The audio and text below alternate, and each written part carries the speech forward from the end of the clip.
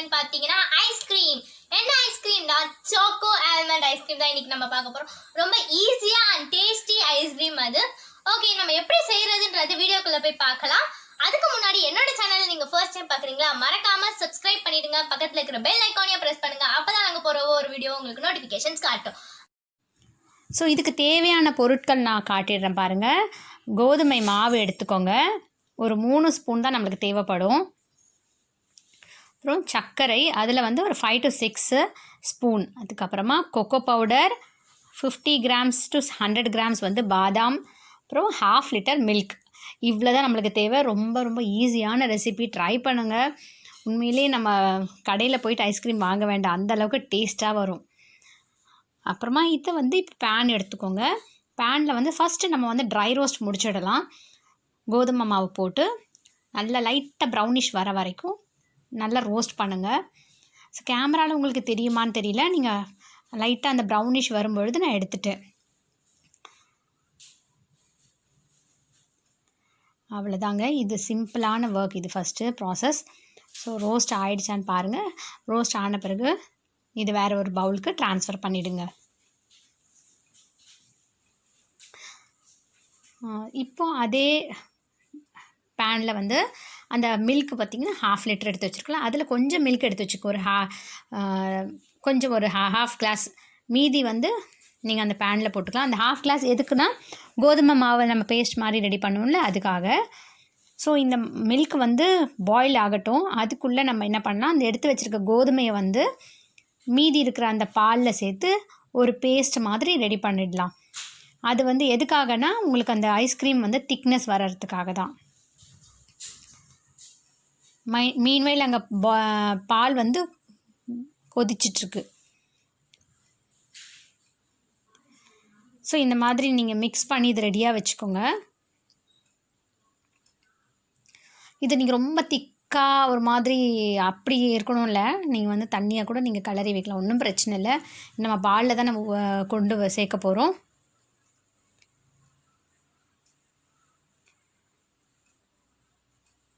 So இது மாதிரி செஞ்சுட்டு இதை தனியாக வச்சுடுங்க, சைடில் வச்சுடுங்க. இங்கே பார்த்திங்கன்னா உங்களுக்கு பால் ஒரு சைடில் வந்து கொதி வந்துருச்சு. ஸோ இப்போ வந்து நீங்கள் கொக்கோ பவுடரை சேர்த்துருங்க. நான் வந்து 5 ஸ்பூன் சேர்த்துருக்கேன். அதாவது 50 grams டோட்டலாக நான் சேர்த்துருக்கிறது 50 grams. ஸோ இதை நல்லா சேர்த்துட்டு இது கொஞ்சம் கைவிடாமல் கிளறணும். நம்ம பால் மறாமல் கிளறலாம். பிகாஸ் டல்கோனா காஃபிக்கெலாம் இதை விட கிளறி கை வலி எடுத்துருச்சு. பட் இது அந்தளவுக்குலாம் கஷ்டம் கிடையாது. கைவிடாமல் கொஞ்சம், ஏன்னா அந்த அடி பிடிக்கக்கூடாது. ஸோ கைவிடாமல் கிளறிட்டு இருக்கணும். லம்ஸ் ஃபார்ம் பண்ண வேணாம். மேக்ஸிமம் நான் விஸ்க் எடுத்துக்கிட்டேன். ஏன்னா விஸ்க் இன்னும் கொஞ்சம் ஈஸியாக இருந்தது. ஸோ அந்த உங்கள்கிட்ட இருந்ததுன்னா நீங்கள் அதை ட்ரை பண்ணுங்கள். இல்லாத பட்சத்தில் நம்ம கரண்டி கூட யூஸ் பண்ணிக்கலாம். ஸோ இது நல்லா பார்த்திங்கன்னா உங்களுக்கு பாயிலிங் கன்சிஸ்டன்சி வந்துருச்சுங்களா. கொஞ்சம் திக்னஸ் கொஞ்சம் நேரம் ஆக ஆக வந்து திக்காக வரும்.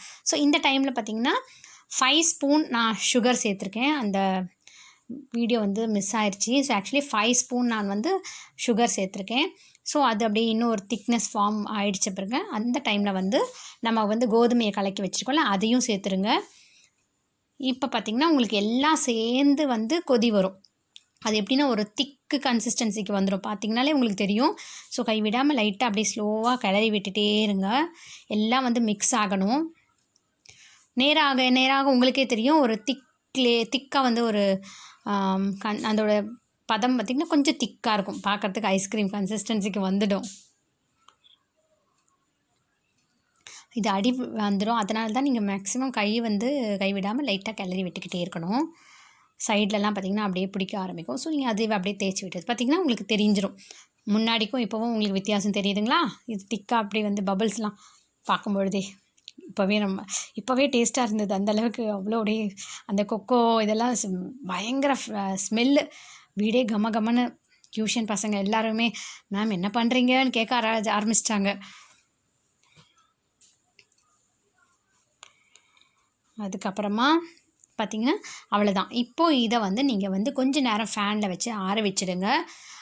சூடு போன பிறகு ஒரு பாத்திரத்தில், எங்ககிட்ட ஆக்சுவலி சின்னதாக இருக்குது, பெருசாக இல்லைன்றதுனால நான் 2 பவுலில் ட்ரான்ஸ்ஃபர் பண்ணிவிட்டு இதை நீங்கள் ஃப்ரீஸ் பண்ணிடணும். ஃப்ரீசரில் வச்சுடுங்க. ஒரு கிட்டத்தட்ட ஒரு 6 hours வந்து நீங்கள் ஃப்ரீசரில் வைக்கணும். அவ்வளோதான் நம்மளுடைய ஒர்க் வந்து இப்போதைக்கு இது முடிஞ்சிடுச்சு. 6 ஹவர்ஸ் வந்து ஃப்ரீசரில் இருக்கட்டுங்க. அதுக்கப்புறமா 6 ஹவர்ஸ் முடிஞ்சு நான் ஆக்சுவலி இது மதியம் முடித்தேன். ஸோ நைட்டு பார்த்திங்கன்னா எடுத்துட்டோம். இப்போ நைட்டு எடுத்தோம், 6 ஹவர்ஸ் முடிஞ்சிடுச்சு. ஸோ நல்லா சில்லுன்னு இருந்தது. ஆனால் இதை வந்து நம்ம அப்படியே விட போகிறதில்ல, கிளறிடுங்க. மொத்தமே திரும்ப ஒரு கிளறி விட்டுட்டு அதை வந்து நம்ம மிக்ஸி பவுலில் இப்போ ட்ரான்ஸ்ஃபர் பண்ண போகிறோம். மிக்சியில் போட்டு ஒரு சுற்றணும். செய்கிறது ரொம்ப ஈஸி, பட் என்னென்னா டைமிங் எடுக்கும். நான் மதியம் ஸ்டார்ட் பண்ணேன், நைட் இப்போ வந்து 9 o'clock இருக்கும். அந்த டைமில் வந்து திரும்பவும் எடுத்து மிக்ஸி ஜாரில் ட்ரான்ஸ்ஃபர் பண்ணேன். இப்போவே டேஸ்ட்டாக இருந்தது சாப்பிட்றதுக்கு.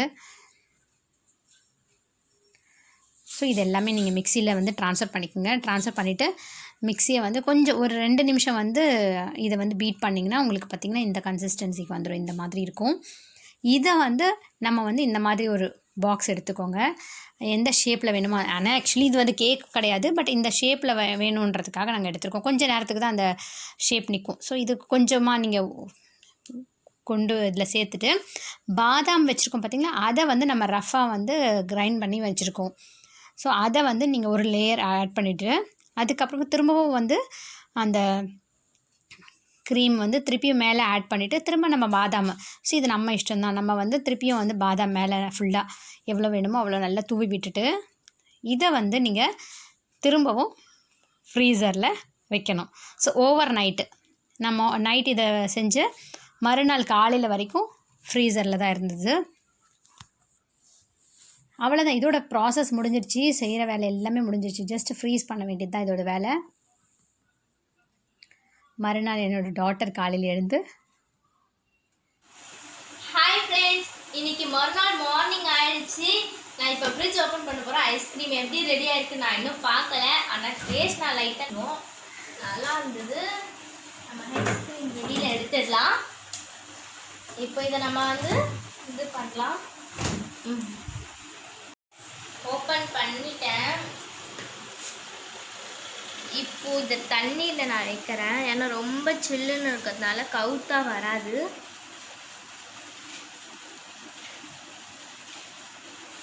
என்னோட ஐஸ்கிரீம் பார்த்து பிரிச்சிடாதீங்க நீங்கள். நான் கஷ்டப்பட்டு ட்ரைலாம் மெல்ட் ஆகி அது உருகிறதுக்கு கொஞ்சம் லேட்டாகவும் வெயிட் பண்ணுறேன். அது வெளியில் ஃபுல்லாக நான் உங்களுக்கு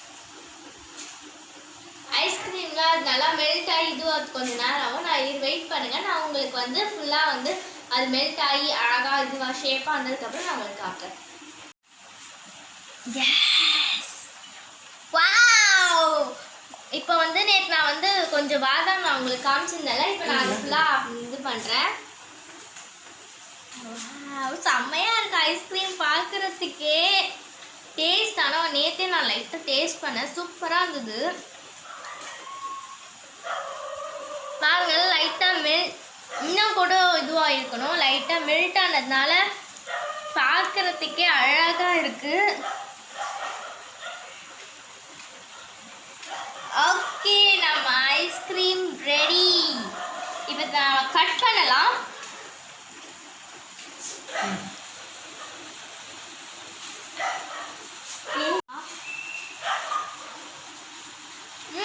சூப்பராக இருக்கு ஐஸ்கிரீம். செம்ம டேஸ்ட். சாக்லேட் ஐஸ்கிரீம் நம்ம கடையில் எப்படி வாங்குவோமோ அதே மாதிரி இருக்கு.